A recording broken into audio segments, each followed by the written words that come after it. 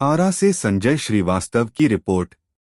विधानसभा चुनाव 2025 को लेकर राजनीतिक गलियारों में सुगबुगाहट का बढ़ गई है। चित्तौड़गढ़ कहा जाने वाला बड़हरा विधानसभा क्षेत्र में कई नए चेहरे भी भ्रमण कर रहे हैं। वर्तमान विधायक राघवेंद्र प्रताप सिंह लगातार पीपा पुल के बारे में कह रहे हैं कि 2-3 दिन में पीपा पुल लग जाएगा, लेकिन अभी तक पीपा पुल नहीं लगा। वहीं दूसरी तरफ पूर्व विधायक सरोज यादव ने कहा है कि राघवेंद्र प्रताप सिंह सिर्फ बोलना जानते हैं, करना नहीं जानते हैं।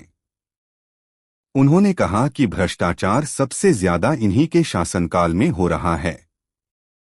बता दें कि राजद से बड़हरा क्षेत्र के लिए सरोज यादव को टिकट मिलने हैं की चर्चा जोर शोर से चल रही है।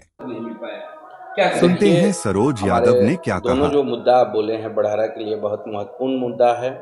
और पीपा पुल का जो बात है, पीपा पुल से 2 राज्य 2 जिला, और वहाँ इस तरह का है कि इधर से शादी ब्याह उधर होता है, उधर का शादी ब्याह मेरे जिला में होता है।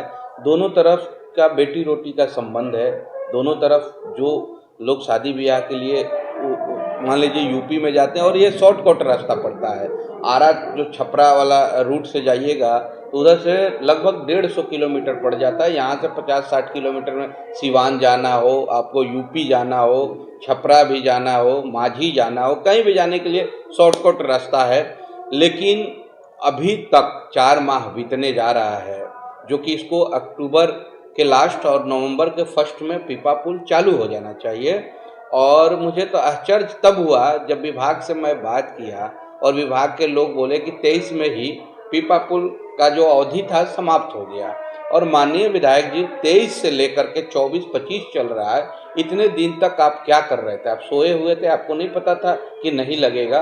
क्योंकि देखिए हमारे रीजन में भी इस तरह का हुआ था। पीपा पुल का जो बात आया था, मेरा ही टेंडर कराया हुआ था कि 19 से लेकर के और 23 तक उसका अवधि था। मेरा ही 5 साल का माननीय मुख्यमंत्री नीतीश कुमार जी के साथ बैठ करके मैं इसका टेंडर करवाया था प्रधान सचिव से बोल करके। लेकिन इनके रीजन में अभी तक बार बार ये एक बार 5 नवंबर को लाइव आए थे अपने फेसबुक पेज से। इन्होंने कहा था कि ये पीपा पुल 10 दिन के अंदर में लग जाएगा। मेरा मंत्री से, उप मुख्यमंत्री से बात हो गया है। और सबसे सोचने वाला बात ये है कि केंद्र हो, राज्य हो, ये सत्ता पक्ष के विधायक हैं, और सत्ता पक्ष के विधायक बोलते कुछ और हैं, उनका बात का कोई वैल्यू नहीं है। तो बड़हरा की जनता को सोचना और समझना होगा कि ये व्यक्ति से कुछ होने जाने वाला नहीं है।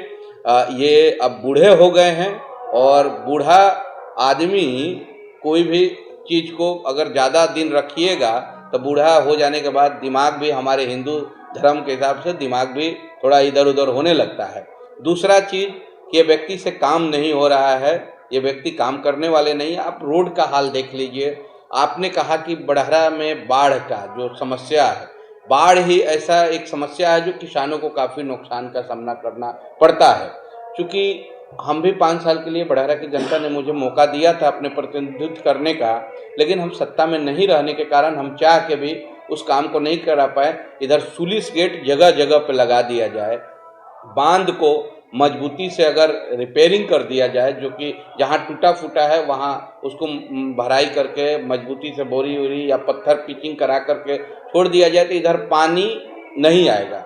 पानी नहीं आने से जो अभी हमारे यहाँ कार्तिक में खेती बोआ जाता है, चैत में काटा जाता है, एक ही फसल होता है। दूसरा फसल जो चैत के बाद बोने पे गंगा जी का पानी जून या जुलाई में आने से फसल नष्ट हो जाता है, जिससे किसानों को काफ़ी नुकसान का सामना करना पड़ता है। और देखिए बड़हरा जो विधानसभा है, यहाँ तो नहर ना है, नहर है, सब ट्यूबवेल से खेती होता है, और बहुत खेती कॉस्टली होता है। अगर आप देख चले जाइए, जो पट्टेदार हमारे मजदूर हैं उनको 10,000 रुपया बीघा पर बीघा मान लीजिए मलगुजारी लग जाता है, और फसल एक फसल से तो उनका रिकवरी नहीं होता है। अगर वही 2 फसल हो जाए तो यहाँ के लोगों को काफ़ी लाभ होगा। लेकिन मैं आपके चैनल के माध्यम से ये बताना चाहता हूँ, इस बार हमारे बड़े भाई तेजस्वी प्रसाद यादव जी बिहार के मुख्यमंत्री बनने जा रहे हैं, और मैं बड़हरा की जनता से ये वचन देता हूँ कि अगर मैं जीत जाता हूँ और सरकार बनती है तो सबसे पहले अपने किसानों के लिए मैं ये जो बांध लाइफ लाइन है गंगा के तट पे जो बना हुआ है, इसको मैं मजबूत कराऊंगा और जगह जगह सुलिस गेट लगा करके